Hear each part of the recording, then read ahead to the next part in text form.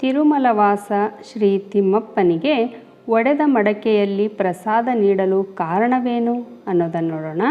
ತಿರುಪತಿ ತಿಮ್ಮಪ್ಪನಿಗೆ ನಿತ್ಯವೂ ಹಲವು ರೀತಿಯ ವಿವಿಧ ಬಗೆಯ ಅನ್ನ, ಸಿಹಿ ತಿಂಡಿಗಳು ಸೇರಿದಂತೆ ಭೋಜ್ಯಗಳ ನೈವೇದ್ಯ ನೀಡಲಾಗುತ್ತದೆ. ಪ್ರತಿ ನೈವೇದ್ಯವನ್ನು ಒಂದೊಂದು ವಿಶೇಷ ಆರಾಧನೆ ಮೂಲಕ ನಿವೇದಿಸುವುದು ವಾಡಿಕೆಯಾಗಿದೆ. ವಿಶೇಷ ದಿನಗಳಲ್ಲಿ ಪುಳಿಯೋಗರೆ, ಸಿಹಿ ಪೊಂಗಲ್, ಮಲಾಹೋರ, ಮಿರಿಯಾಲ ಪ್ರಸಾದ, ಹೋಳಿಗೆ ಹೀಗೆ ಹಲವು ಪ್ರಸಾದಗಳನ್ನು ನೈವೇದ್ಯ ಮಾಡಲಾಗುತ್ತದೆ.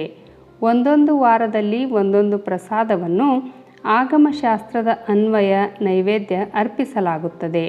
ನಿತ್ಯ ಪ್ರಸಾದವು ಅನ್ನ ಪ್ರಸಾದವನ್ನು ಒಳಗೊಂಡಿರುತ್ತದೆ.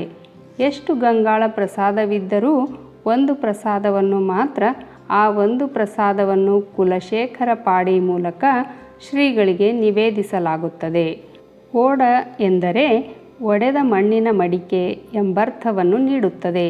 ಅಸಲಿಗೆ ಒಡೆದ ಮಡಕೆಯಲ್ಲಿ ಶ್ರೀಗಳಿಗೆ ಪ್ರಸಾದ ಏಕೆ ಎಂದು ತಿಳಿಯಲು ತೊಂಡಮಾನ್ ಚಕ್ರವರ್ತಿಯ ಬಗ್ಗೆ ಮೊದಲು ತಿಳಿದುಕೊಳ್ಳಬೇಕು. ತೊಂಡಮಾನ್ ಚಕ್ರವರ್ತಿ ತಿಮ್ಮಪ್ಪನ ಪ್ರಿಯ ಭಕ್ತ. ಶ್ರೀ ವೆಂಕಟೇಶ್ವರ ಸ್ವಾಮಿಯವರ ಕಿರಿಯ ಮಾವ ರಾಜ ತೊಂಡಮಾನ್ ಅಪಾರ ಹೆಮ್ಮೆ ಹಾಗೂ ಭಕ್ತಿಯನ್ನು ಹೊಂದಿದ್ದರಂತೆ. ಇಲ್ಲಿ ಹೆಮ್ಮೆಯ ಎಂದರೆ ತನಗಿಂತ ದೊಡ್ಡ ಭಕ್ತನಿಲ್ಲ ಎಂಬ ಭಾವನೆ. ಸ್ವಾಮಿಗೆ ಯಾವಾಗಲೂ ಚಿನ್ನದ ಹೂವುಗಳಿಂದ ಪೂಜಿಸುತ್ತಿದ್ದರಂತೆ.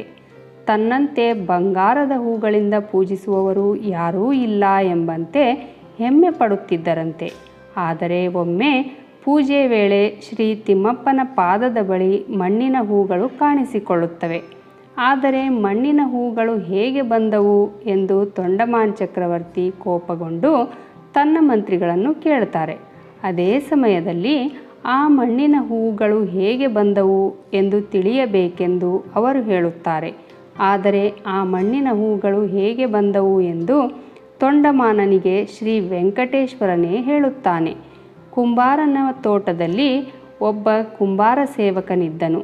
ಸ್ವಾಮಿಯಲ್ಲಿ ಅಚಲ ಭಕ್ತಿ ಹೊಂದಿರುವ ಕುಂಬಾರದಾಸ ಶ್ರೀವಾರಿಯ ಕೈಂಕರ್ಯಗಳಿಗೆ ಸದಾ ಮಡಕೆಗಳನ್ನು ಅರ್ಪಿಸುತ್ತಿದ್ದ. ಬಂಗಾರದ ಹೂಗಳನ್ನು ಪೂಜಿಸುವ ಶಕ್ತಿ ಇಲ್ಲದ ಕುಂಬಾರ ದಾಸ ತನ್ನ ಮನೆಯಲ್ಲಿ ಮಣ್ಣಿನ ಹೂಗಳಿಂದ ಭಗವಂತನನ್ನು ಪೂಜಿಸುತ್ತಿದ್ದ ಅಂತ ತಿಳಿಸುತ್ತಾರೆ.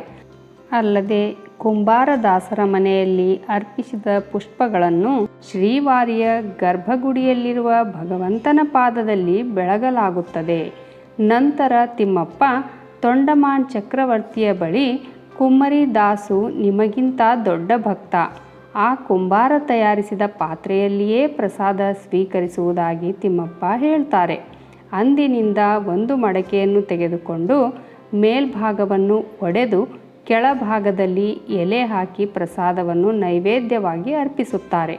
ಕಾಲ ಕಳೆದಂತೆ ಓಡು ತಯಾರಿಸುವ ವೃತ್ತಿಪರ ವ್ಯವಸ್ಥೆಯ ಕೊರತೆ ಎದುರಾದ ಕಾರಣ ಹಾಗೂ ಗಂಗಾಳಗಳ ಲಭ್ಯತೆಯಿಂದ ಓಡು ಬಳಕೆ ಮಾಡುವುದು ಕಡಿಮೆಯಾಯಿತು.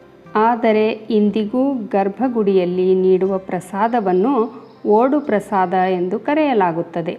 ಇದರಲ್ಲಿ ಅನ್ನ, ಹಾಲಿನ ಕೆನೆ, ಅನ್ನ ಪ್ರಸಾದವನ್ನು ನೀಡಲಾಗುತ್ತದೆ. ತಿರುಪತಿ ತಿಮ್ಮಪ್ಪನ ಕುರಿತಾದ ಉಪಯುಕ್ತ ಮಾಹಿತಿ ನಿಮಗೆಲ್ಲ ಇಷ್ಟ ಆಗಿದ್ದರೆ ದಯವಿಟ್ಟು ನನ್ನ ರತ್ನವಾಣಿ ಚಾನಲನ್ನು ಸಬ್ಸ್ಕ್ರೈಬ್ ಮಾಡಿಕೊಳ್ಳ್ರಿ. ಹಾಗೆ ಒಂದು ಲೈಕ್ ಕೊಡೋದ್ರ ಜೊತೆಗೆ ಹೆಚ್ಚು ಜನರಿಗೆ ಈ ವಿಡಿಯೋವನ್ನು ಶೇರ್ ಮಾಡಿರಿ. ಧನ್ಯವಾದಗಳು.